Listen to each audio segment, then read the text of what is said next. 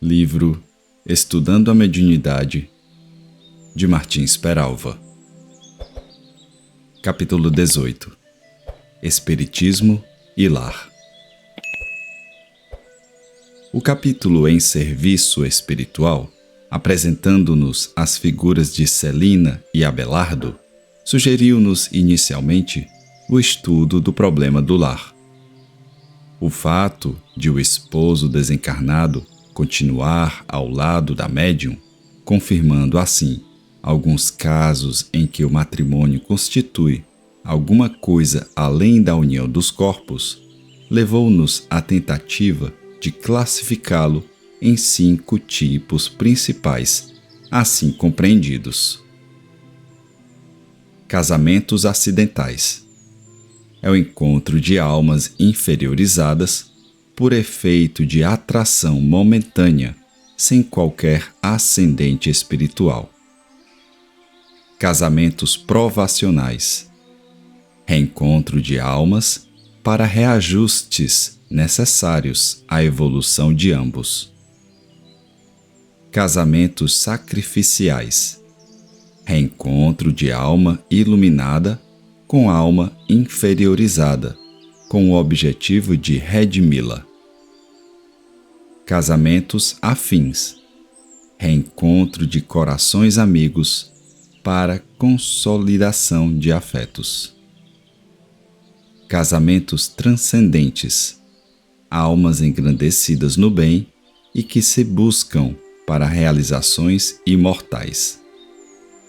Evidentemente, o instituto do matrimônio, sagrado em suas origens, tem reunido no mesmo teto os mais variados tipos evolutivos, o que vem demonstrar que a união na Terra funciona, às vezes, como meio de consolidação de laços de pura afinidade espiritual e, noutros casos, em sua maioria, como instrumentos de reajuste.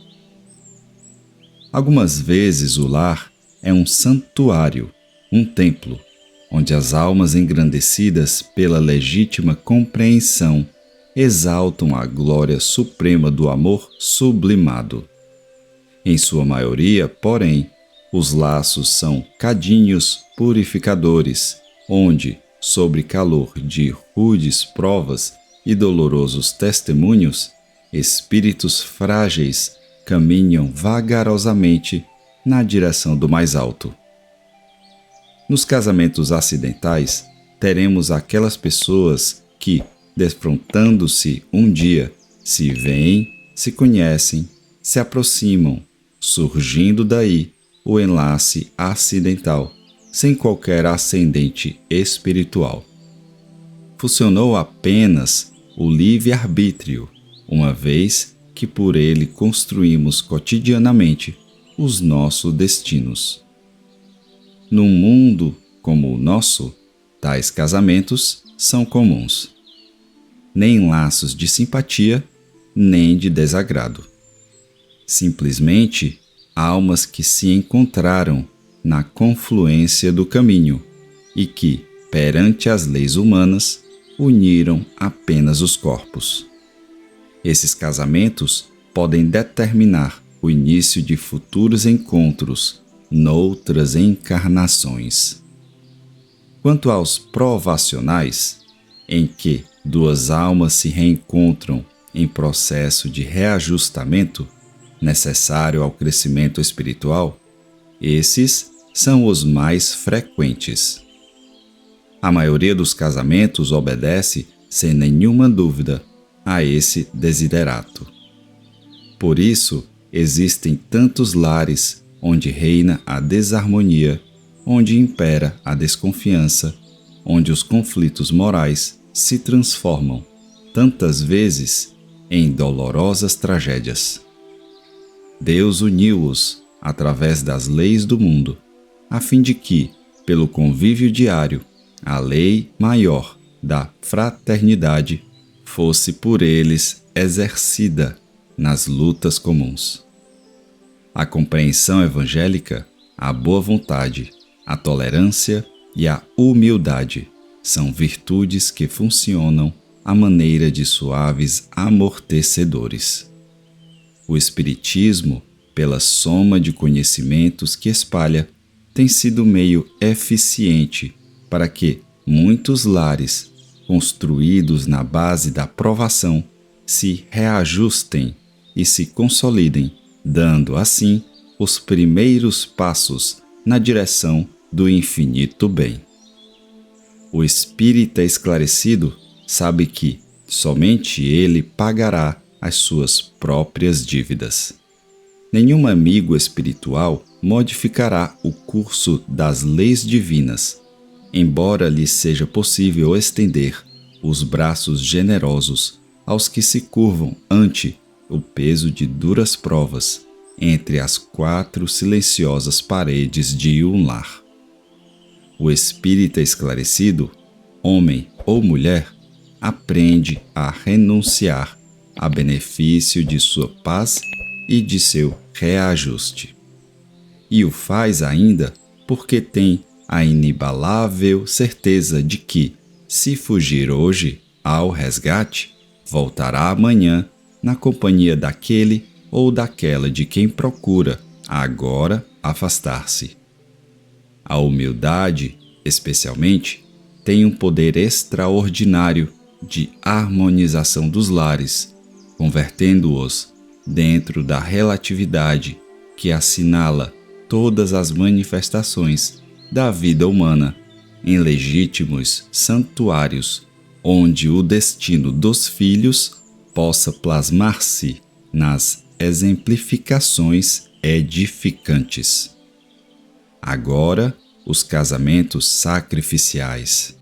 Esses reúnem almas possuidoras de virtude e de sentimentos opostos.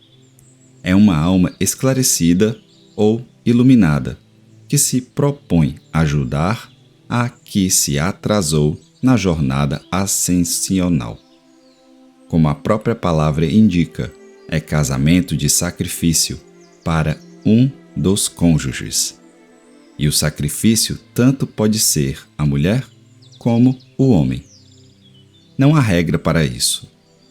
Temos visto senhoras delicadíssimas, ternas e virtuosas, que se casam com homens ásperos e grosseirões, de sentimentos abjetos, do mesmo modo que existem homens que são verdadeiras joias de bondade e compreensão, consorciados com mulheres de sentimentos inferiorizados. A isso se dá, com inteira propriedade, a denominação de casamentos sacrificiais. Quem ama não pode ser feliz se deixou na retaguarda, torturado e sofrendo, o objeto de sua afeição. Volta então e, na qualidade de esposo ou esposa, recebe o viajor retardado, a fim de, com o seu caminho e com a sua luz, estimular-lhe a caminhada. É o vanguardeiro compassivo que renuncia aos júbilos cabíveis ao vencedor e retorna à retaguarda de sofrimento para ajudar e servir. O casamento sacrificial é, pois, em resumo, aquele em que um dos cônjuges se caracteriza pela elevação espiritual e o outro pela condição evolutiva deficitária. O mais elevado concorda sempre em amparar o desajustado. Assim sendo, a mulher ou o homem que escolhe companhia menos elevada deve levar a cruz ao Calvário, como se diz geralmente, porque, sem dúvida, se comprometeu na espiritualidade a ser o Cirineu de todas as horas. O recuo, no caso, seria deserção a compromisso assumido. Uma vez se evidencia o valor do Evangelho nos lares, como em toda a parte, funcionando à maneira de estimulante da harmonia e construtor do entendimento. Os casamentos denominados afins, no sentido superior, são os que reúnem almas esclarecidas e que muito se amam. São espíritos que, pelo matrimônio, no doce reduto do lar, consolidam velhos laços de afeição. Por fim, temos os casamentos que denominamos de transcendentes. São constituídos por almas engrandecidas no amor fraterno e que se reencontram no plano físico para as grandes realizações de interesse geral. A vida desses casais encerra uma finalidade superior. O ideal do bem enche-lhes as horas e os minutos. O anseio do belo repleta-lhes as almas de doce ventura, pairando acima de quaisquer vulgaridades terrestres, acima do campo das emoções inferiores, o amor puro e santo. Todos nós passamos ou passaremos ainda, segundo for o caso, por toda essa sequência de casamentos, acidentais, provacionais e sacrificiais, até alcançarmos no futuro, sob o sol de um novo dia, a condição de construirmos um lar terreno na base do idealismo transcendental ou da afinidade superior. Enquanto não atingirmos tal situação, o Senhor, pelo seu Evangelho, irá enchendo de paz a nossa vida. E o Espiritismo, abençoada doutrina, repletará os nossos dias das mais sacrossantas esperanças.